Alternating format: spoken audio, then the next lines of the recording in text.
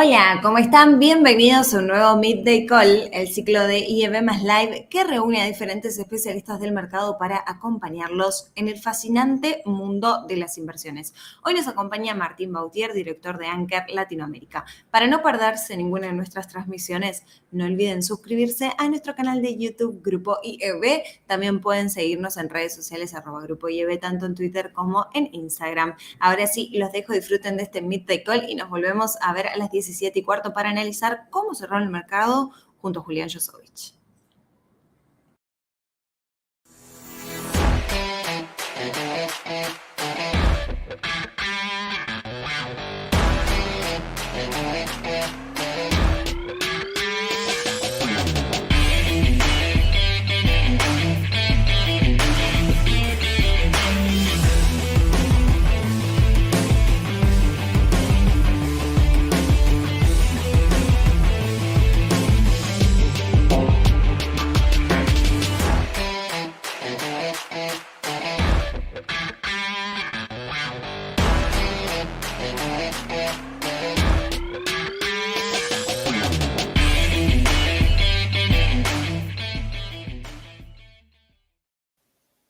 Hola, buenas tardes, ¿cómo están?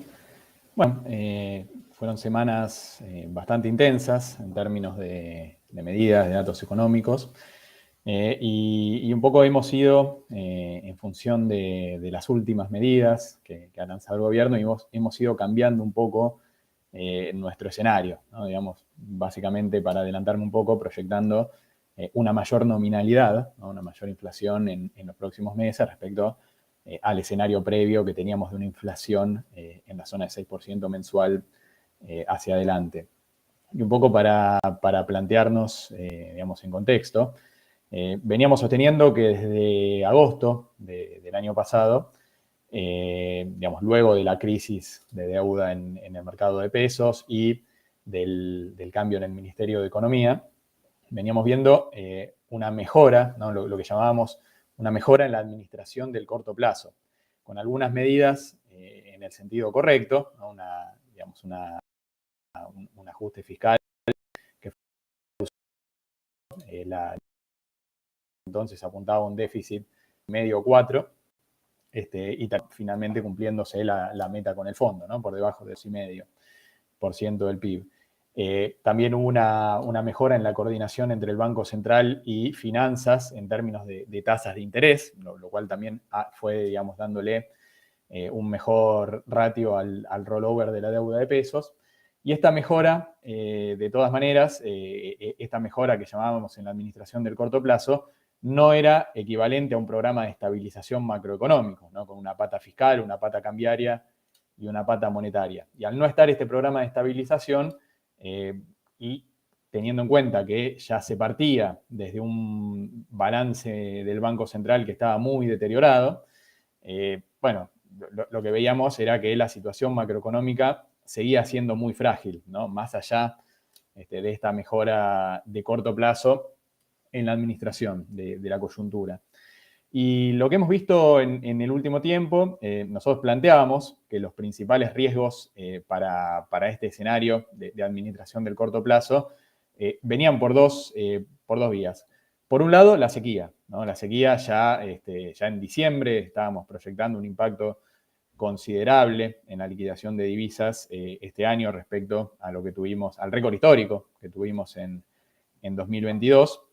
Y por otro lado, el otro riesgo, que siempre señalábamos que quizá era el más relevante, el principal, tenía que ver con la política, ¿no? Y ahí la pregunta era, sin un programa de estabilización, bueno, la pregunta era si en el año electoral se iba a mantener, ¿no? Esta espalda política para mantener digamos, el ajuste fiscal y por lo menos enmarcarlo en la meta de déficit fiscal con el fondo, ¿no? De 1,9% del PIB de déficit, que es una meta muy exigente, teniendo en cuenta la caída en los ingresos este año, sobre todo en los ingresos por derechos de exportación.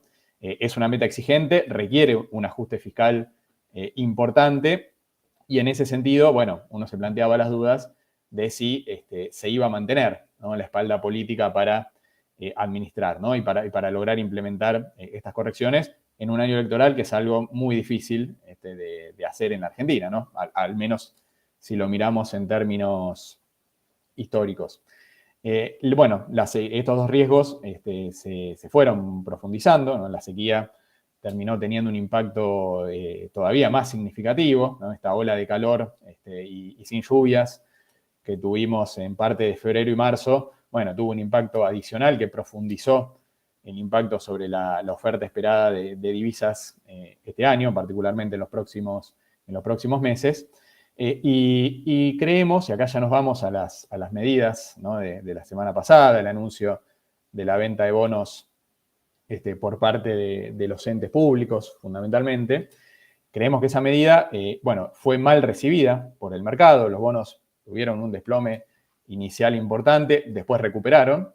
Y también fue mal recibida por la política, ¿no? Incluso tanto de la oposición como el oficialismo.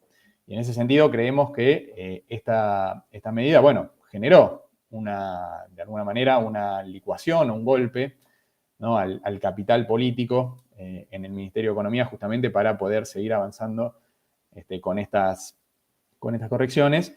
Y a su vez, también en términos de señal, creemos que esta medida fue una señal negativa en el sentido de que pareció reflejar, ¿no? digamos, una preocupación importante del gobierno justamente por la dinámica macroeconómica, puntualmente la dinámica del financiamiento en el mercado de pesos, ¿no? El financiamiento del déficit, y en términos de la capacidad para controlar el mercado cambiario, ¿no? Fundamentalmente el contado con liquidación y el MEP, los dólares financieros. Y en este sentido nos pareció que la medida fundamentalmente tenía un objetivo de financiamiento, ¿no? De buscar hacerse de pesos para poder financiar el déficit fiscal este año, que de nuevo, aunque se cumpla la meta con el fondo, de todas maneras es un déficit significativo que hay que financiar. Y en este punto siempre es importante recordar lo que llamamos la restricción financiera, ¿no? El déficit fiscal no es el que se quiere tener, sino que es el que se puede financiar, ¿no? Para que haya un déficit, tienen que estar los pesos para financiarlo. Y hay dos maneras de que estén esos pesos, sea con emisión monetaria o sea consiguiendo financiamiento en el mercado. En los últimos meses, puntualmente desde mediados del año pasado, si uno suma cuánto fue el financiamiento neto positivo obtenido en el mercado y lo compara con la emisión monetaria que realizó el Banco Central para comprar deuda en pesos en el mercado secundario, ¿no? Lo que llamamos el QE del Banco Central, bueno, son dos valores que son equivalentes, ¿no? O sea, prácticamente la totalidad del financiamiento monetario, financiamiento neto en el mercado que consiguió Finanzas desde mediados del año pasado es equivalente a lo que emitió el Banco Central para comprar títulos de deuda, ¿no? Con lo cual, eso también muestra que el financiamiento en el mercado, digamos, más allá de que se dé en forma directa en el mercado, bueno, atrás también tiene un impacto monetario, ¿no? Digamos, y en última instancia lo que nos dice es que el déficit fiscal, el financiamiento del déficit, en este contexto actual digamos, donde el mercado de pesos está estresado y donde parece, digamos, haber menos margen para colocar deuda y para financiar un déficit tan significativo, lo que nos dice que tiene atrás un financiamiento monetario, y esto obviamente en un contexto de una inercia inflacionaria que está por encima del 6% mensual, claramente plantea riesgos. Creemos que el Ministerio de Economía está preocupado justamente por esta dinámica monetaria que plantea el financiamiento del déficit, y de ahí buscó, ¿no? digamos, un mecanismo para intentar hacerse de pesos y reducir, ¿no? la presión sobre la emisión monetaria para financiar el déficit. Y también, obviamente, el objetivo de la medida era buscar hacerse de munición para intervenir o para tener más margen de intervención en los dólares financieros. Más allá de que nosotros ya de entrada le veíamos un problema de implementación, ¿no? a esta medida, y es un poco lo que se vio con la reacción del mercado, la reacción inicial, ¿no? por lo menos del mercado. Con lo cual, en ese sentido, como decíamos, esta medida nos generó, digamos, algún ruido, ¿no? Consideramos que no es una buena señal en términos de reflejar justamente esta preocupación del gobierno, ¿no? De un mercado de deuda en pesos estresado, que tiene financiamiento monetario indirecto atrás, y que, digamos, si se termina materializando, ¿no? O sea, si este financiamiento en el mercado, digamos, para financiar este nivel de déficit se termina en última instancia convalidando con financiamiento monetario, bueno, eso se suma, ¿no? a una dinámica monetaria que ya es compleja, ¿no? Si miramos, es lo que siempre decimos, de que el daño en términos macroeconómicos de balance del Banco Central ya está hecho, ¿no? En términos de reservas netas que son muy escasas, una foto de reservas netas muy escasas, una película con la sequía donde tampoco puede esperarse una gran recomposición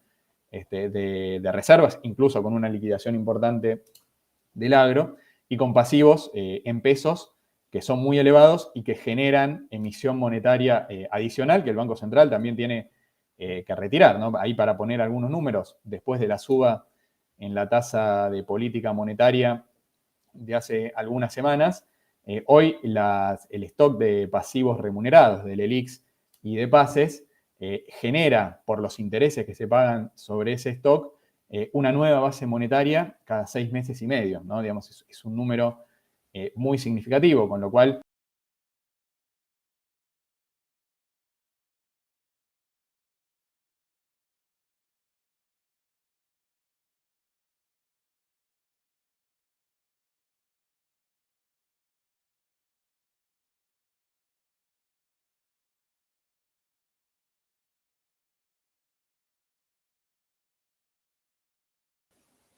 bueno, hola de nuevo, mil disculpas ahí por los inconvenientes técnicos.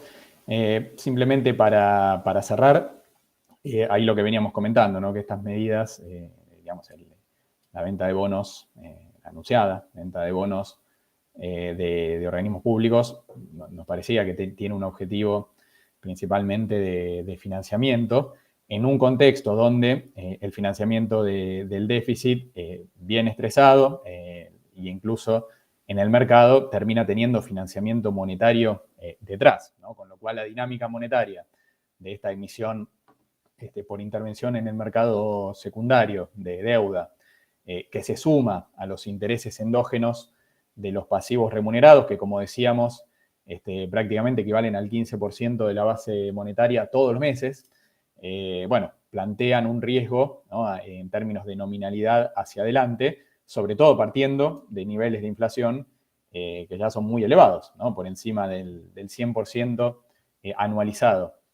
Con lo cual, digamos, pensando un poco en los impactos sobre el escenario, vemos que sin un programa de estabilización, ¿no? que sea creíble para el mercado, como decimos siempre, y que esté respaldado por la política, bueno, va a ser muy difícil, ¿no? Que baje la inflación en el corto plazo, sobre todo porque para que baje la inflación hoy se requiere una suba en la demanda de dinero, ¿no? Con lo cual, mientras eso no ocurra, es difícil ver un escenario de baja de la inflación, sobre todo mientras se siguen aplicando lo que nosotros llamamos medidas financieras, ¿no? Que permiten ganar tiempo, pero no resuelven los problemas, como por ejemplo el dólar soja. El dólar soja permite, digamos, un ingreso de divisas, en todo caso adelantar ingreso de divisas, pero no implica más exportaciones, no implica más oferta de dólares, y a su vez ese adelanto en el ingreso también se hace con un costo importante, porque el Banco Central tiene que emitir pesos, tiene que emitir más pesos para comprar esos dólares respecto a si lo hiciera a tipo de cambio oficial, y luego vende esos dólares a importadores a un tipo de cambio más bajo, ¿no? Que es el COM 3500, el tipo de cambio de referencia. Con lo cual, la dinámica monetaria, ¿no? que vemos hacia adelante, tanto por intereses endógenos, eventualmente como financiamiento del déficit fiscal y como, digamos, como contrapartida de los dólares alternativos, ¿no? Que ahora estamos a la espera, ¿no? de cuáles son las medidas que se anuncian en estos días en términos de dólares alternativos, teniendo en cuenta que el dólar soja 1 y el dólar soja 2, bueno, generó incentivos negativos, y eso lo estamos viendo en la liquidación de divisas en estas últimas semanas, ¿no? Digamos, es razonable que los exportadores de los sectores eventualmente que estén alcanzados, bueno, estén a la espera, ¿no? Digamos, de nuevas medidas, de nuevos dólares especiales